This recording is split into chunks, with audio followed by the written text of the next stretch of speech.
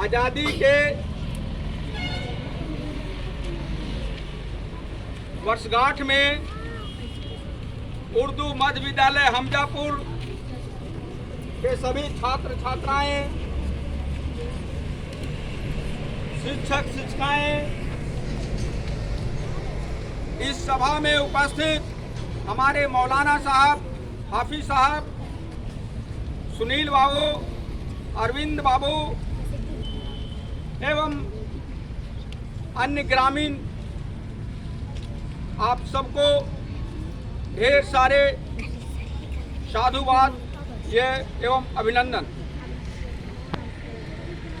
हम प्रत्येक वर्ष झंडा तोलन करते हैं,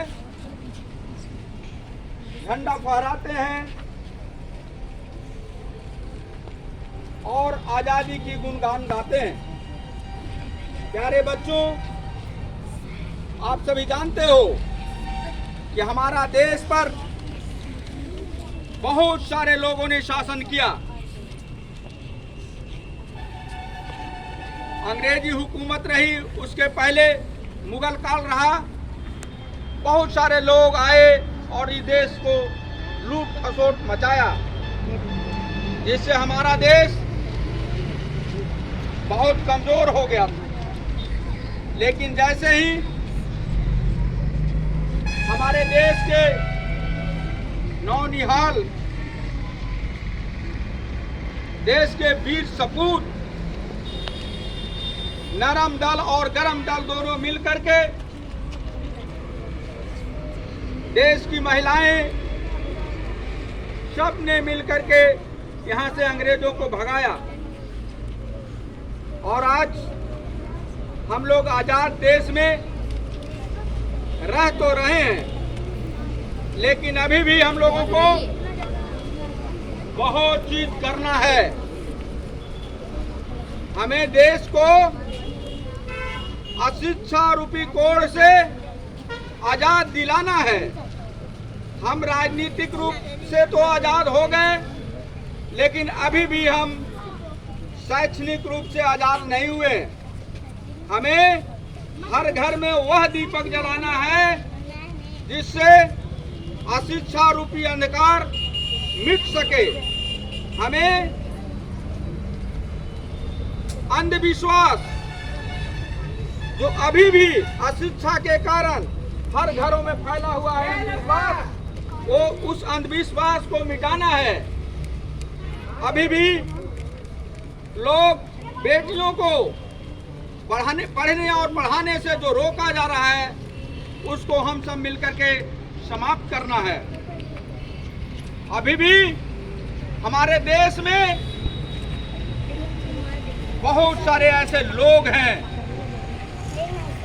जिनके घरों में 2 जून की रोटी नहीं है, जिनके घर नहीं है, जिनको बेचारे झोपड़ी में रह रहे हैं। वो सब प्रयास हम लोगों को करना है और वह प्रयास तभी सफल होगा जब सारे के सारे लोग पढ़ लिख लेंगे। सारे के सारे कहने का मतलब वो है कि अभी जिनके घर में शिक्षा रूपी दीपक नहीं जला है, उस घर में भी जब शिक्षा रूपी दीपक जल जाएगा, तभी हम समझेंगे कि हमें पूर्ण रूप से आजादी मिली है। एक आदमी महल पर महल बनाए हुए है, तो एक आदमी को झोपड़ी नसीब नहीं है। एक आदमी के घर में कई आईएएस लोग हैं, तो एक आदमी अभी भी अंगूठा निशान लगाए हुए है। ये जो खाई है, ये जो लंबी दूरी है, ये दूरी शिक्षा से ही मिटेगी, कलम से ही मिटेगी, तलवार से ये दूरी नहीं मिटने वाला है। इसलिए सारे बच्चे कलम को पकड़िए और मन लगा के पढ़िए, ताकि आपका भी नाम देश दुनिया में हो सके। जैसे डॉक्टर भीमराव अंबेडकर साहब, जैसे सुभाष चंद्र बोस, जैसे चंद्रशेखर आजाद, जैसे सुनीता विलियम, जैसे कल्पना चावला, जैसे सानिया मिर्जा ने देश में अपना नाम कमा रहा है, उसी तरह से आप तमाम बच्चे को, तमाम छात्र छात्राओं को कड़ी मेहनत करना होगा। दिन रात मेहनत करना होगा। और आप जब मेहनत करेंगे तो आने वाले समय में जो मैट्रिक की परीक्षा होगी उसमें आपको टॉप करना होगा, है ना। फर्स्ट डिवीजन से पास करना होगा और फर्स्ट डिवीजन से पास करके आगे चल के जो डॉक्टर इंजीनियर की पढ़ाई होती है, IAS की जो पढ़ाई होती है, उसको आपको सफल होना होगा। तब आप जो घर में जो गरीबी है, आपके घर में जो गरीबी है वो गरीबी मिट पाएगा। और नहीं, अगर आप ऐसा नहीं करोगे तो झूठी केवल झंडा फहराने से कुछ होने को नहीं है। झंडा फहराइए, लेकिन झंडा के सामने शपथ लीजिए, झंडा के सामने कसम खाइए कि हम इस वर्ष इतना मेहनत करेंगे कि क्लास में अव्वल आएंगे, क्लास में हम टॉप करेंगे। इस तरह की सोच रखिए, इस तरह के अपने आप में जज्बा पैदा लीजिए कि हमको पढ़ना है।